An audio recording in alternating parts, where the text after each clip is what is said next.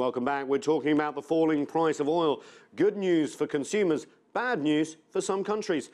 Joining me now from London is Manouchehr Takin, a global oil and energy consultant, and from Paris, Stephen Hanke is a senior fellow and director of the Troubled Currencies Project at the Cato Institute and a professor of applied economics as well. Manouchehr, I want to start with you in London. We heard from our Saudi guests who basically, one of them said, look, we don't worry about oil prices hitting lows. We've been at $8 oil before. Is that something that Saudi Arabia and the rest of these petro-economies can take, Manouchehr? Well, the statement is true that the oil price has fallen less than $10 before in 1986 and in 1998, 1999, and the country survived. But I think the difference, if there is enough time, that on the previous occasions, the consumer countries, especially the United States, which is both a major oil industry center, as well as an importer, the U.S. oil industry was in dire trouble, unemployment, recession, and so the U.S. politics was behind trying to get Saudi Arabia and OPEC to put the house in order, reduce the supply, and increase the price. This time, as you said in the introduction, I think the world consumers, including the U.S., they are happy with the low price. It helps with the deficit, with the slow economic growth everywhere, and so no U.S. politician would dare, in the public opinion, no congressman could actually lobby Saudi Arabia and others. So it is left to the OPEC group in itself. Individual countries, how long can they stand using their reserves, and so on and so forth, how they can adjust their budgets. Then there should be, of course, there are rich countries within OPEC, and then there are the poor ones, those who are much more in need of hand-to-mouth revenue. And so you see that Venezuelan and Nigerians and others have been traveling, their ministers and the presidents trying to lobby Saudi Arabia and others. So there is pressure for them from within OPEC to get Saudis to actually cut down. And it is that pressure only, no pressure from outside, as in the previous. That, I can say in a nutshell, is the story now compared with the previous cases of fall in the price to $8 and so on. Steve Hanke, how bad is it getting for the traditionally rich Gulf states that have been awash in money with $100 a barrel oil? How bad is it going to get for them if oil prices don't rebound? And when do you see them rebounding? Well, let me start with the rebounding. As I see it, we've been knocked off balance with the oil price going down relative to the price of gold, because the golden constant in that relationship between oil prices and gold and commodity prices in general, and gold is a key thing. And if we look at it, we're way out of whack right now with prices down where they're at, and they're not down at $8 a barrel. Obviously, they're between like 45 and 50, depending on the grade of oil. But this will come back to equilibrium, Nathan, and this ratio between oil and gold will come back. And I think we can expect oil prices to increase about $10 to $12 a barrel for the next couple of years, let's say two and a half, 3 years, until the price reaches its equilibrium, which is around $80 a barrel. So that's the good news part of the story. And within 2 or 3 years, the price will be back at $80 a barrel. Will it affect Gulf economies such as Saudi Arabia, the UAE, Qatar, and also what effect could it have on Venezuela and others? Well, it does. Obviously, the low price affects them, and it affects them in particular. If you look at Saudi Arabia, actually, they're running a current account deficit right now, and that means that they have to be running down their foreign exchange reserves, which they are. And so it does hit them, but they've been accumulating foreign reserves in the Gulf countries at a fantastic rate during the period when the oil price was way above the roughly this equilibrium price of $80 or $90 a barrel. So they've got a cushion. I'm not saying it's painless, but it's something that is doable. The survivability factor that you mentioned earlier is real. Manouchehr, I want to go to you again in London because a lot of these countries have developed very quickly during the boom years. You look at Qatar, you look at the UAE, Saudi Arabia too. They have a lot of spending now that they didn't have, say, in the 1980s. Could you see the economy suffering? And what are these economies doing to make sure that this doesn't happen all the time when the oil price goes down? Is there diversification?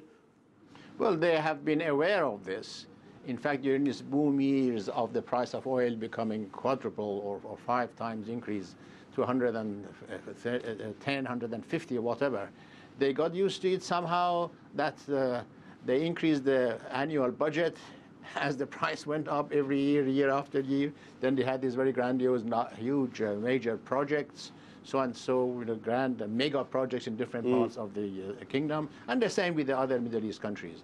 So the break-even price for, if we can say, for the budget or the price that they need has been going up in the last 4 or 5 years, or since 2006, with the price as it went up. Now that the realities are setting in, I think they have to tighten their belts. The Saudi reserves, foreign exchange, which is about 700 and something billion dollars, now has fallen to about 600, and the Saudi government is borrowing domestically $30–40 billion until the end of this year.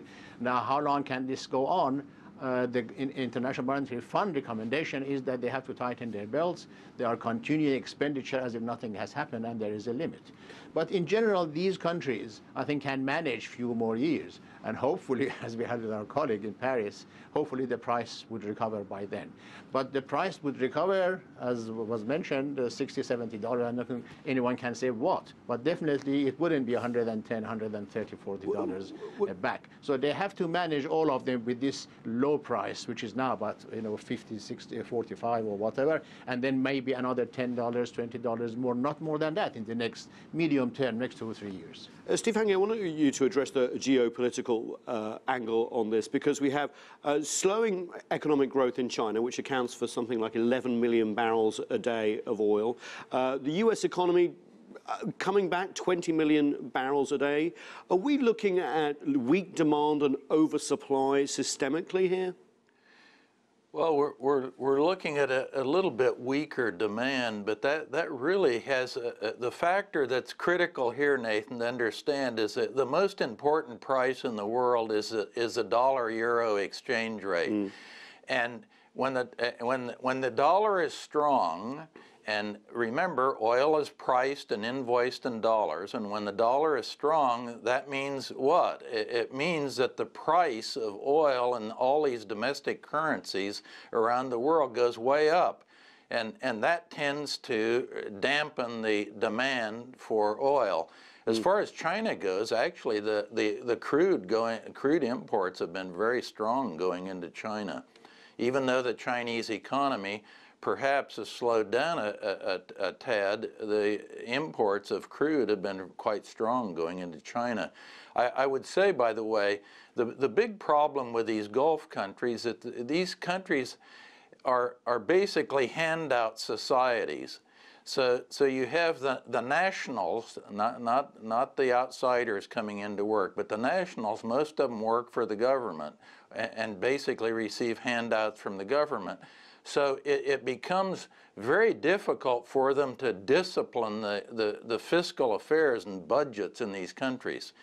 And so the longer the low price is in the picture, the much more difficult it will be, and the more unstable the whole political regime will be. And that's why the low price now is a lot different than it used to be in the old days. The political equilibrium is a lot more unsettled than it was 20 or 30 years ago. Manouchehr, do you agree with that these handouts, as Steve called them, have altered the politics on the ground, and in times of low income from oil going to be very difficult to sustain and therefore potentially threatening to Gulf countries?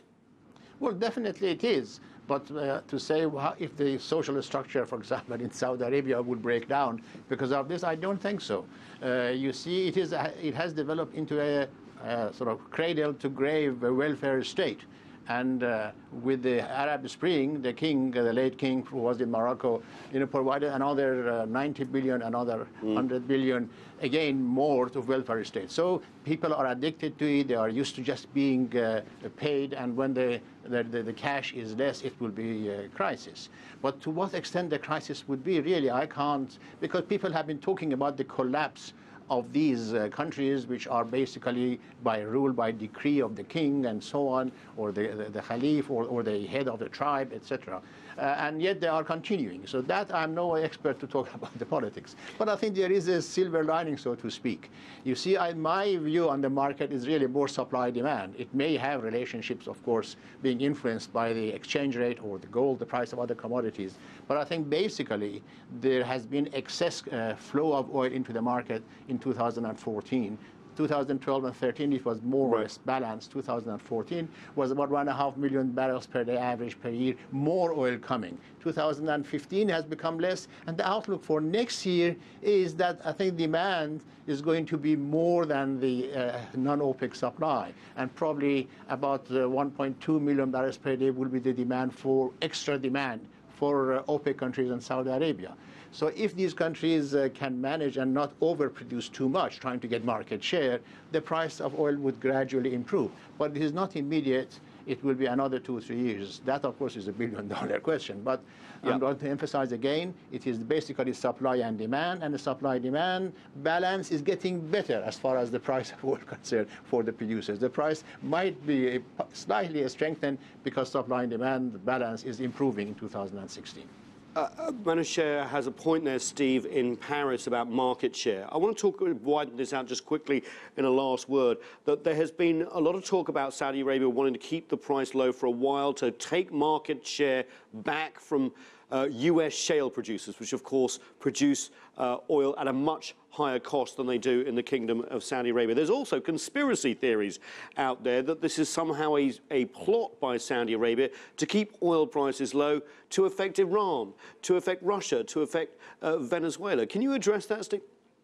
Yes, I think, Nathan, the key to understanding this is something that I call take the money and run. And that is, in the Middle East, things are so unsettled that they don't know if next year the oil will be theirs in the sense of the property rights in those reserves to take. So you want to pump as fast as you can. So that it tilts the production rate of any mineral resource up to the present when you think the future is going to be more and more uncertain. And that's really what's going on in this game. It's an unsettling and disruptive nature of what's going on in the Middle East has everyone in a let's take the money and run mode.